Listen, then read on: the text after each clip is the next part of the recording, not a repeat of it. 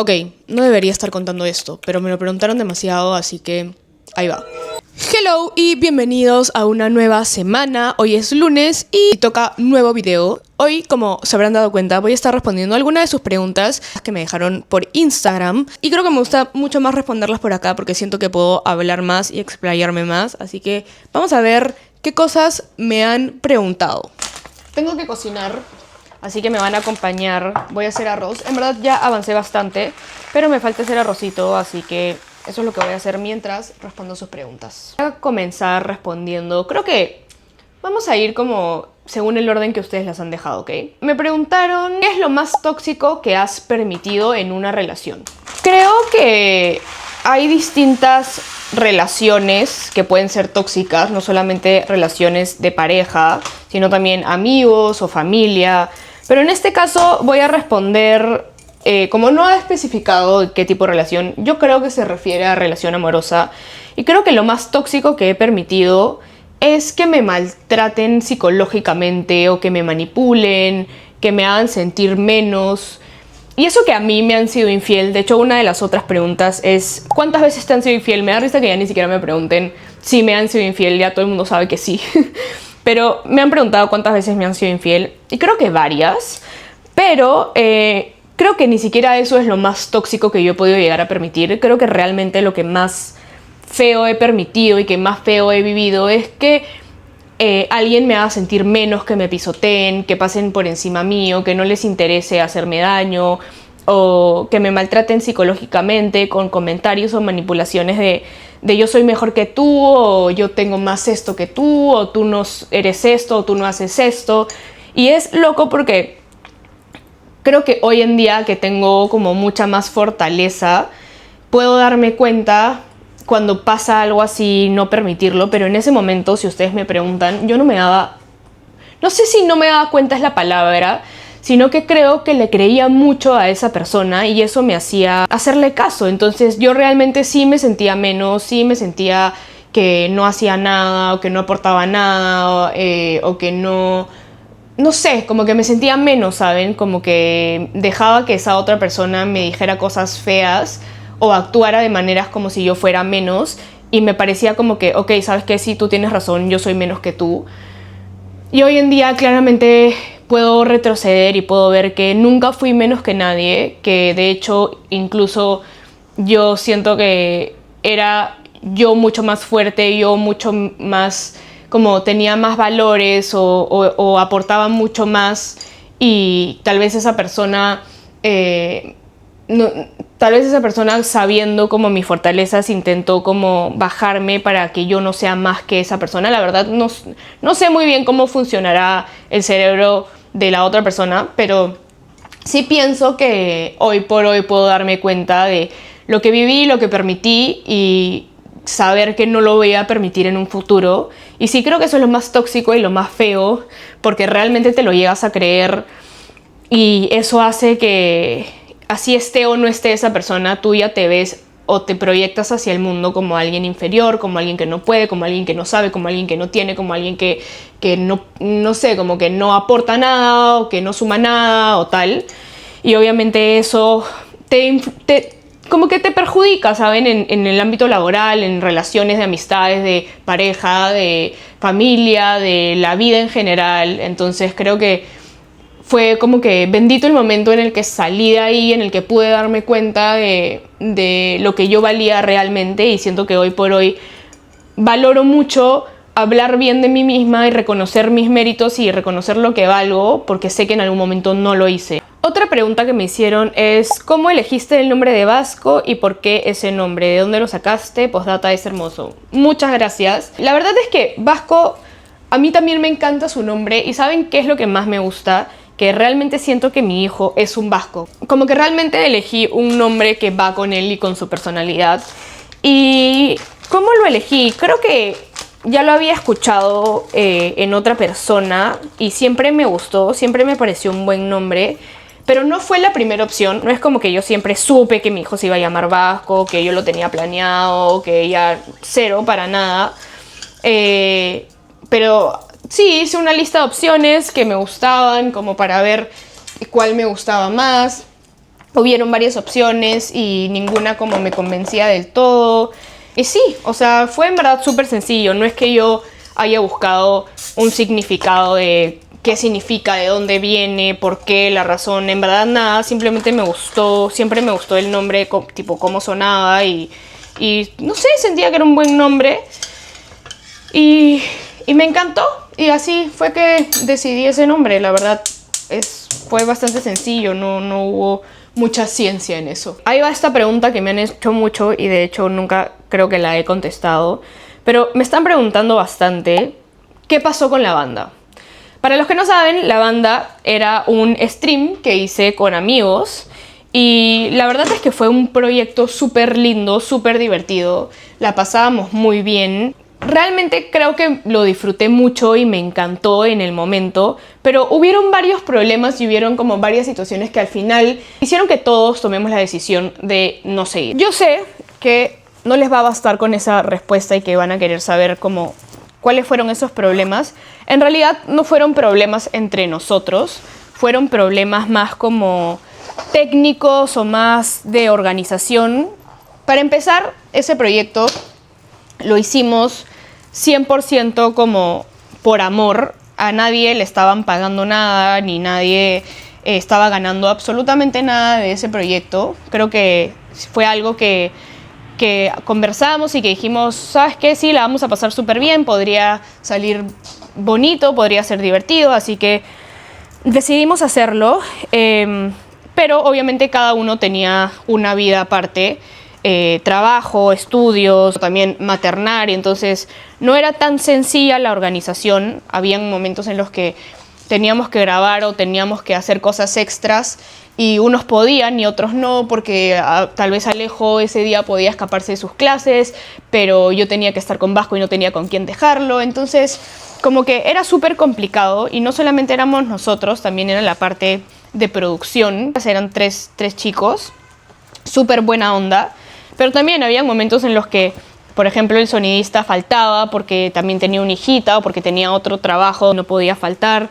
Entonces, como que habían muchos temas así de organización o de otras cosas que hacer que hacían que tal vez el proyecto se quede un poco dejado de lado en algunas ocasiones. Obviamente también habían situaciones de pensamientos diferentes, pero creo que eso nunca fue realmente un problema. Pero creo que fue más eso, ¿no? Un tema de desorganización. Todos teníamos otras cosas que hacer fuera, que también teníamos trabajos y cosas que realmente sí estábamos ganando dinero en ese momento, que no podíamos dejar de lado por ir a grabar. Y la verdad es que ir a grabar nos tomaba un montón de tiempo porque, claro, no es que aparezcamos en el estudio, era lejos de la mayoría de la casa de todos y sí era por lo menos 1 hora o 1 hora y media de camino, luego grabar 1 hora, después nos quedábamos siempre un rato más conversando, hablando, también teníamos que llegar antes. Entonces al final era invertirle un montón de tiempo al proyecto y muchas veces no se podía, muchas veces teníamos otras cosas que hacer. Entonces al final fue pasando esto de que comenzamos con muchísimas ganas y con como mucho entusiasmo y poco a poco por las cosas que iban pasando fuimos como perdiendo ese entusiasmo, perdiendo ese interés, perdiendo como que esas ganas y poco a poco cada uno también empezó como a priorizar otras cosas y un día simplemente nos juntamos y dijimos como que oigan, creo que esto no está siendo como bueno, como no está funcionando del todo y decidimos cerrarlo. Obviamente dio mucha pena porque sí era un momento súper divertido en el que nos juntábamos y conversábamos y chismeábamos y podíamos estar ahí y era como todos los días trabajar con amigos y pasarla bien. Entonces nada, sí fue obviamente bastante triste, pero nada, en ese momento siento que sí fue como una buena decisión o la mejor decisión en verdad, porque si no le estás poniendo todas las ganas a un proyecto, y no hablo de una persona, hablo de los 4 y como de todos y ya todo el grupo estaba como desganado, como ya no teníamos tantas ganas, no le estábamos poniendo tantas pilas y tal, como que ya simplemente era como, ¿saben qué? Fue súper bueno, fue súper divertido, creo que aprendimos un montón, pero listo, ahí quedó y eso fue lo que pasó. Otra pregunta que me hicieron bastante es ¿cómo conocí a mi flaco o a mi enamorado? Y ahí va un poco un story time. Este story time también lo quiero como juntar con una de las preguntas que me hicieron, que es si pienso mostrar o hacer como más pública mi relación. Y voy a responder y voy a contar un poco de cómo conocí a Ian, el story time de cómo fue lo nuestro. Pero sí quiero como contarles algo que pasó como en mi cabeza. Y es que yo siento que antes de Ian, bueno, estuve 2 años soltera, pero antes de eso sí mostré mis relaciones y sí eran relaciones públicas en las que yo como contaba, mostraba bastante. Y yo siempre dije que no lo iba a volver a hacer, o sea, siempre dije que no quería contar nunca más si iba a tener una pareja o si estaba con alguien y tal. Porque obviamente siento que es muy feo cuando la gente ve que tú tienes una relación, así sea de amigos o así sea en pareja, y luego por A o B motivo esa relación se separa o se termina o se distancia. No es bonito cuando te preguntan 24/7 qué pasó, qué te hizo, si tú le hiciste algo, si te odias, si lo odias, como que no es algo que yo quería repetir. Pero sí siento que les he mostrado un poco de mi relación y creo que no quiero dejar de hacerlo porque no quiero dejar de hacer cosas por temor a que pueda pasar algo negativo. O sea, creo que eso no va conmigo, no es algo que me represente. A mí me gusta compartir con ustedes, me gusta mostrarles mis cosas, contarles lo que aprendo de ciertas situaciones, las cosas que he vivido. Nunca me ha gustado esconder a mi pareja o como hacerme la soltera, digamos, no sé cómo decirlo, pero algo así. Entonces, creo que estoy intentando encontrar un equilibrio en el que les muestro y les cuento un poco de mi relación sin mostrarla o exponerla tanto. Entonces, creo que en esas ando como que intentando encontrar ese equilibrio. Y para eso sí les voy a contar un poco cómo lo conocí. En realidad no es nada guau, lo conocí en Jarango. Creo que varios sabrán que he ido mucho a Jarango a bailar.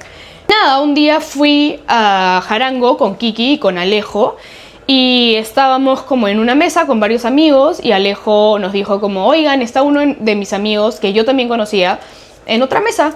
Así que Alejo dijo, vamos, y nosotras como que ya, sí, vamos. Así que fuimos y estaba ahí Ian. Y Ian dice que él muy canchero, pero la verdad es que creo que él le dijo a un amigo como, oye, ¿quién es ella? Y este amigo en común como vino y me lo presentó y me dijo, él es Ian, no sé qué. Y yo, hola, ¿qué tal?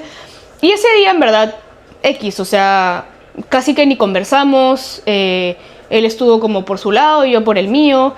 Y así como fuimos saliendo, se fue armando un grupo bonito y fuimos como saliendo y tal.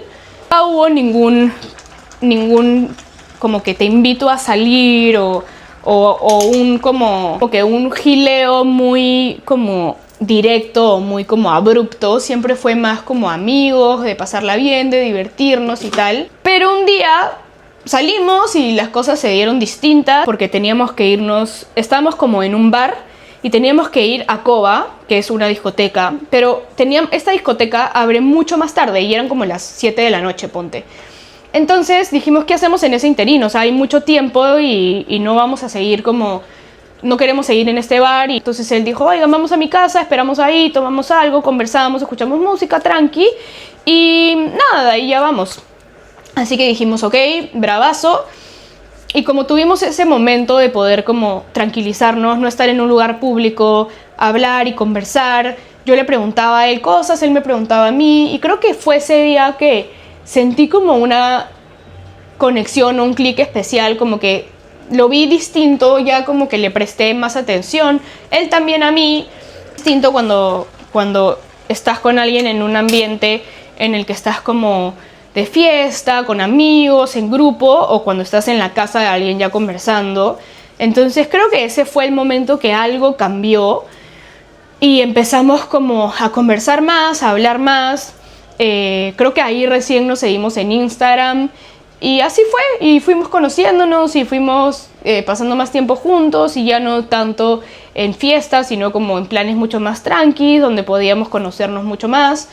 Y así se fue dando. La verdad es que salimos unos cuantos meses antes de formalizar la relación Y nada, así vamos. La verdad es que, como les conté en un video pasado, estoy súper tranquila, estoy feliz, siento que es una relación bastante estable, bastante sana. Bueno, eso es un poco del tema de mi relación y sí. Otra pregunta que me hicieron es: ¿qué herramientas y programas recomiendas tener para iniciar a grabar contenido en YouTube?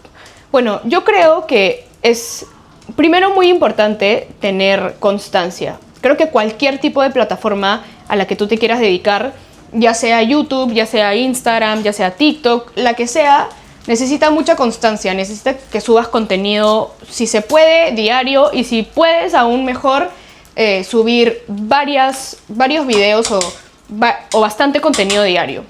Ahora, ¿qué herramientas considero yo importantes o necesarias para poder crear contenido?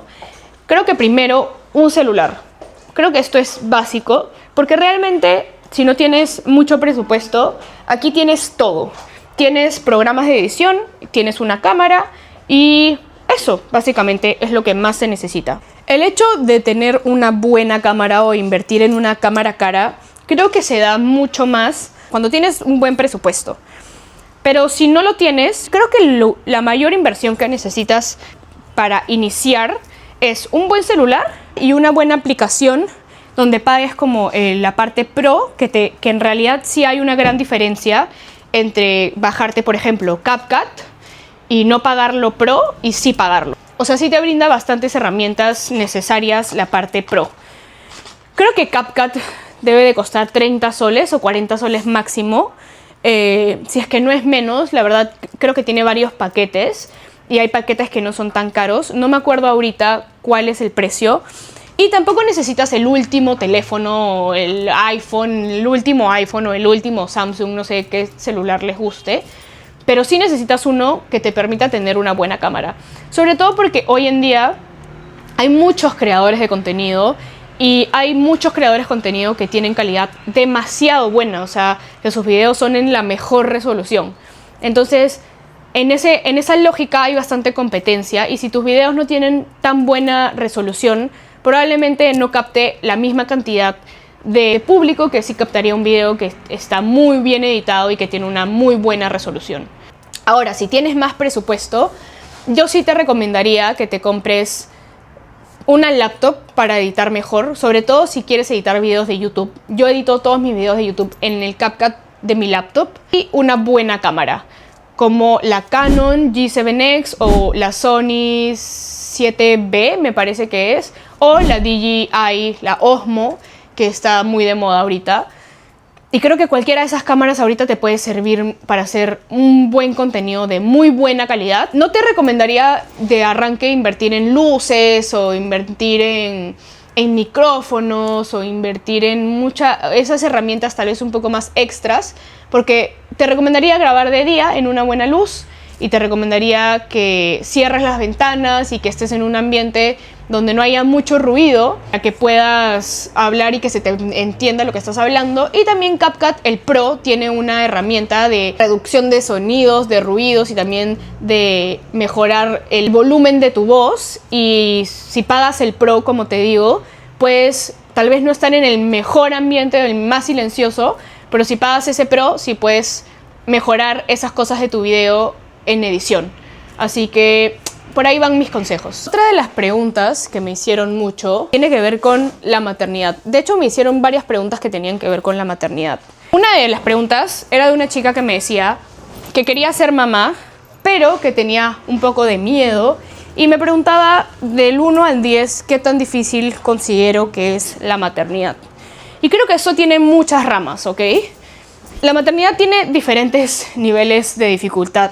Y eso depende de un montón de factores. Creo que todo tipo de maternidad es sumamente complicada.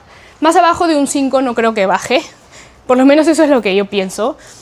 Entonces, creo que cualquier tipo de maternidad, la dificultad va de un 5 para arriba.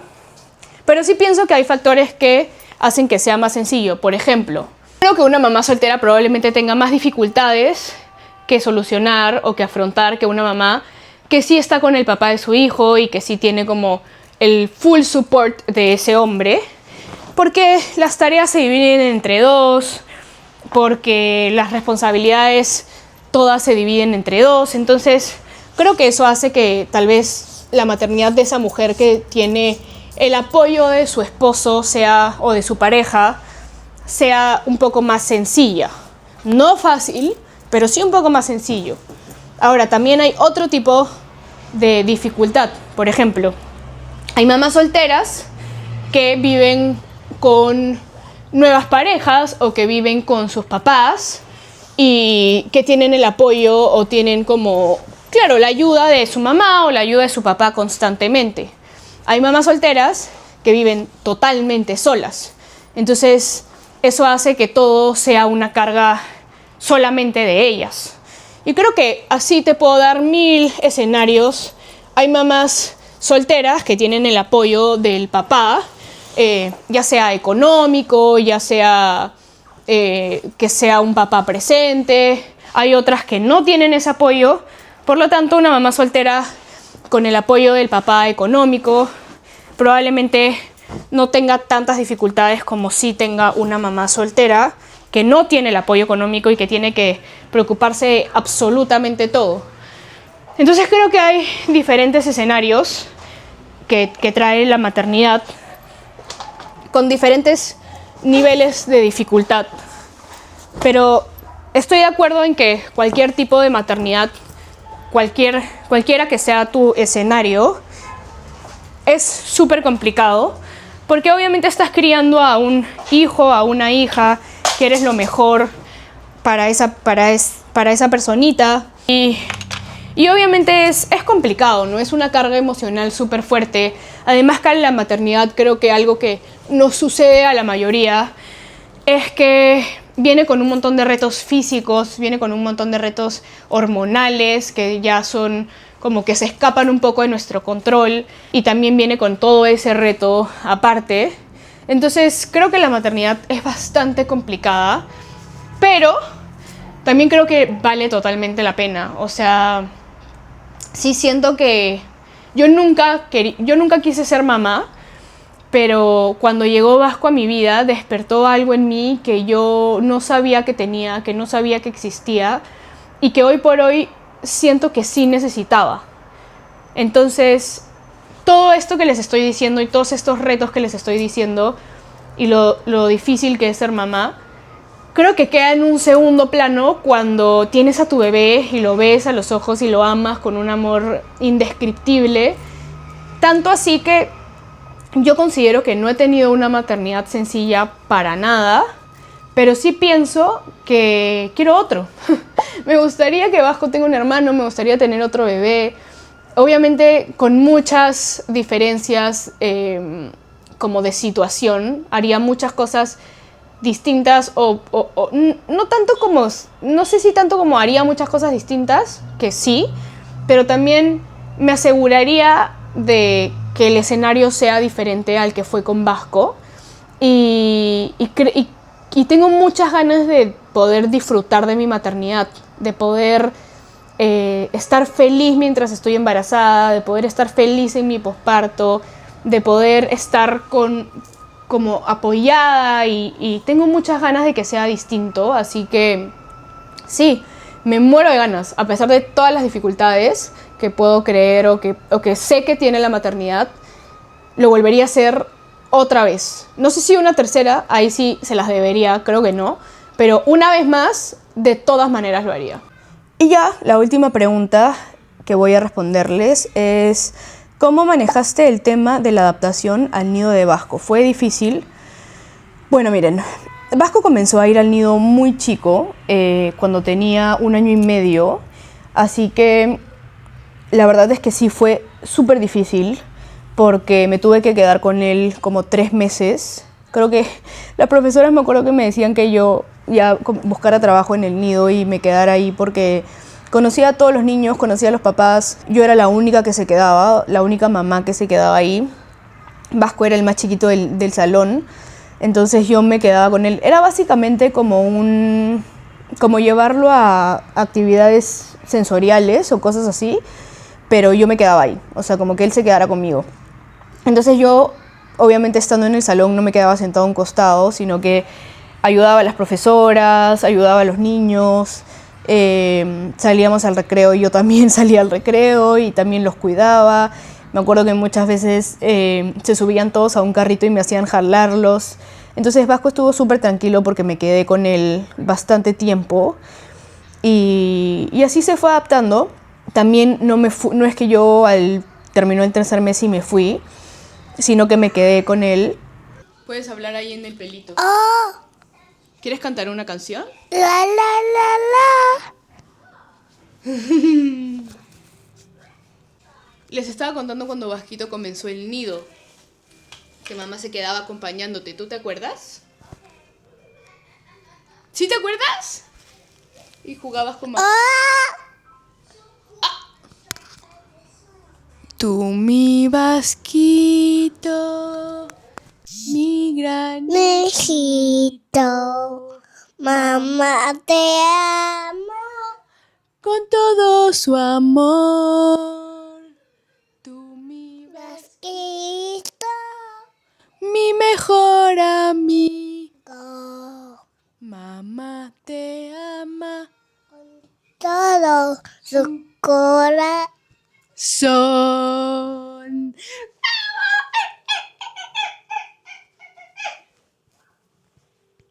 Bueno, para hacer el cuento corto, me quedé un montón de tiempo. Vasquito se fue a... Oh, ¿Me puedes poner el micrófono en mi boquita? Me fui yendo poco a poco y me fui quedando cada vez menos tiempo. Y hasta que un día dejé de ir y él se iba quedando feliz. Obviamente duró un tiempo, a veces habían días buenos, a veces habían días en los que no se quería quedar, pero se fue adaptando muy, muy, muy bien. Y ahora él ya está en el colegio. sí.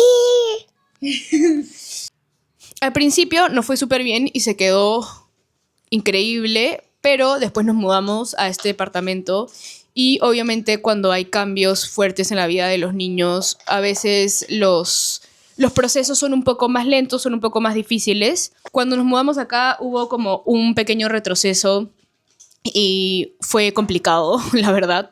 Habían días de mucho, mucho llanto. Así que bueno, se fue adaptando poco a poco y ahorita ya se porta súper bien, se queda muy feliz, tiene amiguitos nuevos con los que juega. ¡Wow!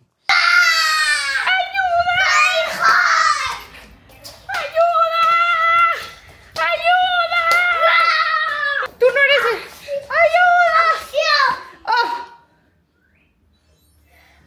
Tuve una pequeña interrupción, pero bueno, como básicamente les estaba contando, al principio fue complicado, siempre creo que es complicado y mi consejo sería que cuando tu bebé o cuando tu hijo o tu hija vaya a comenzar el nido o el colegio, sepas que siempre es un proceso de adaptación en el que probablemente tu hijo necesitará mucho de ti, de tu compañía, de que te quedes, de que estés pendiente, de que lo recojas.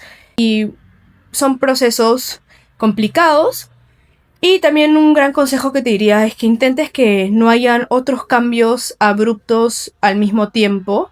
O sea, que si comienza el nido, que si comienza el colegio, sea lo único que pase y que no haya como algún tipo de viaje o mudanza o separación o que haya una persona que no vuelva a ver o que se vaya de su vida o que entre, como que ese tipo de cosas.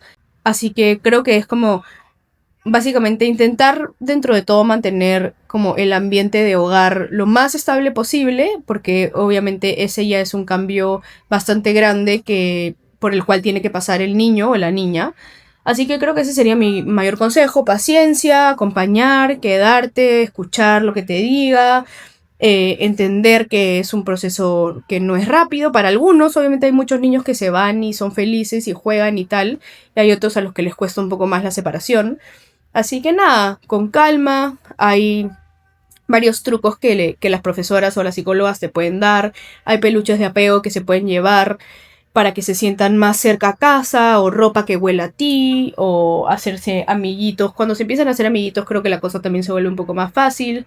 Así que bueno, nada, eso. Si tienen más preguntas, si tienen dudas, déjenmelo en los comentarios para hacer la parte 2 de este video y seguir respondiendo sus dudas y sus preguntas.